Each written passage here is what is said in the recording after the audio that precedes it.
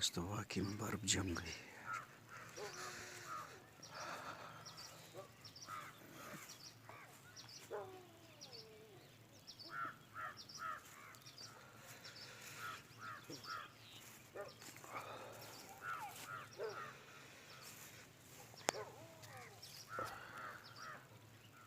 ये देखो, इसके ऊपर बर्फ जम रही है। बर्फ का दूसरा दिन। तुअर में नुकसान हो सकता है। ठंड की वजह से जल सकती है, बर्फ की वजह से। जो फलियां पक चुकी है वो तो नहीं जलेगी, लेकिन जो अध कचरी पकी हुई है ना, वो तो जल जाएगी। ये नुकसान हो सकता है। ओ माय गॉड, कालिक परिणाम सामने।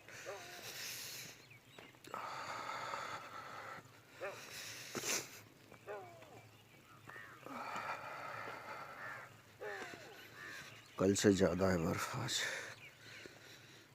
पिछला वीडियो जो डाला था, अपलोड किया था अपन ने, उससे ज़्यादा बर्फ है आज। धीरे धीरे स्टार्ट हो रही है, आने वाले वक्त में और ज़्यादा हो सकती है।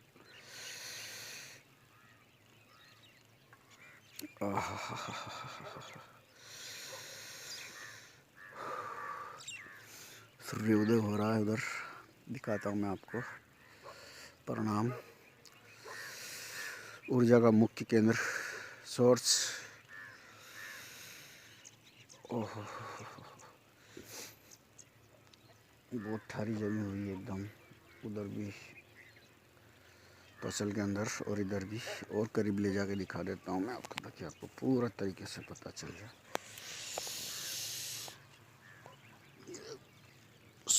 सूखे पौधे पर ज़्यादा दिखती है वो, गीले पौधे पर कम दिखती है बर्फ। अभी जो टर्डा दिखाया था मैंने, उस पर कितनी खतरनाक लगी हुई थी। तो जो सूखा पौधा होता है, जो सूखा डंठल होता है, उस पर ज़्यादा जमती है,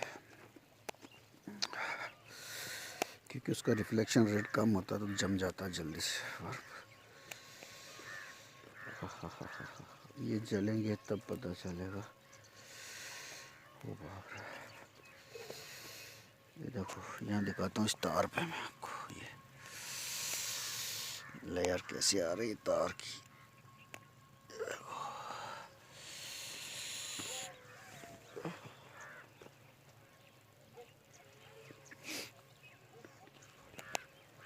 डांट की बोलेगी यार, पौधा खाएगी सब।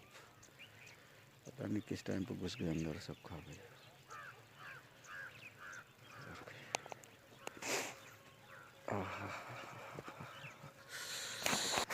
यहाँ सबसे ज़्यादा है, मैं दिखाता हूँ आपको।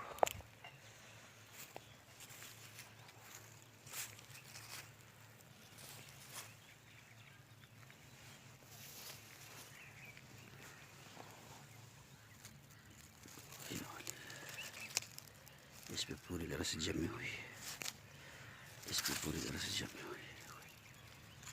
दिखाता हूँ आपको।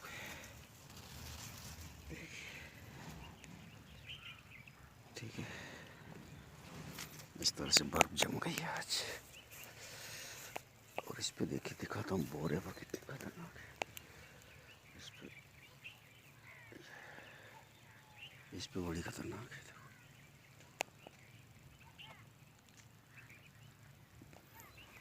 तो ये था सुबह सुबह का इस तरह का वीडियो कि मेरे यहाँ बर्फ जम रही है।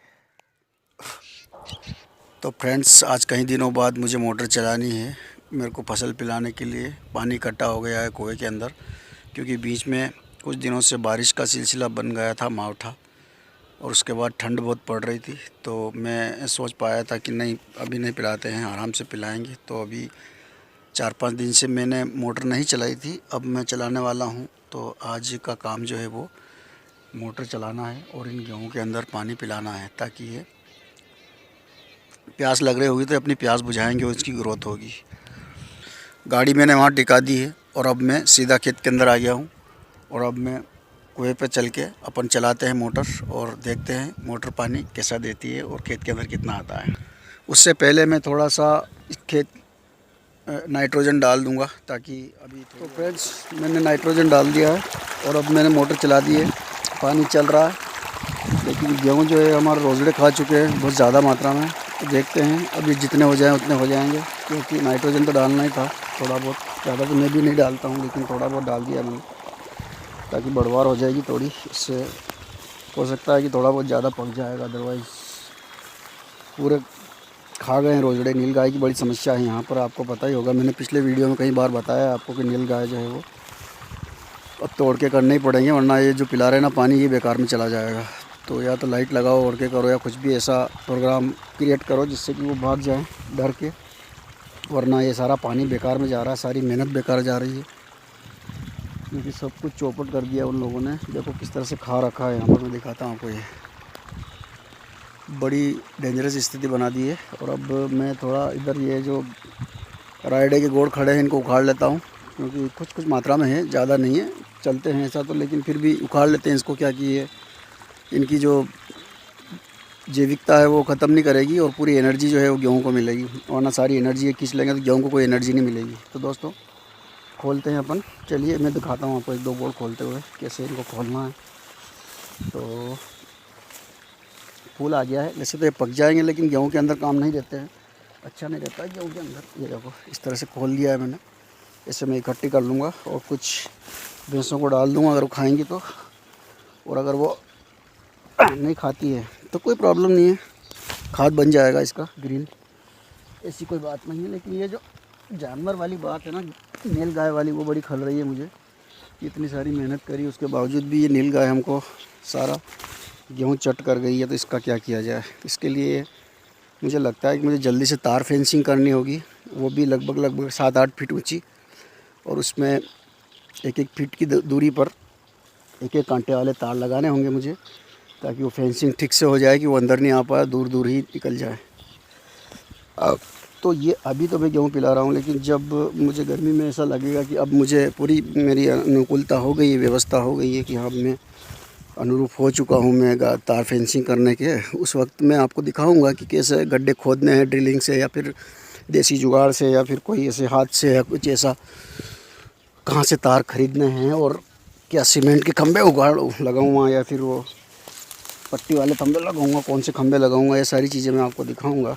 तो अभी मैं प्लानिंग बना रहा हूँ कि यार जल्दी से मैं इसे तार फेंसिंग करूँगा, वरना ये तो कुछ भी नहीं होने देंगे यहाँ पर, क्योंकि यहाँ 24 घंटे तो रह नहीं सकते, कहीं इधर उधर भी जाना होता है कुछ काम के लिए, तब तो ये मुँह मार लेते हैं अपना काम चलाने के लिए।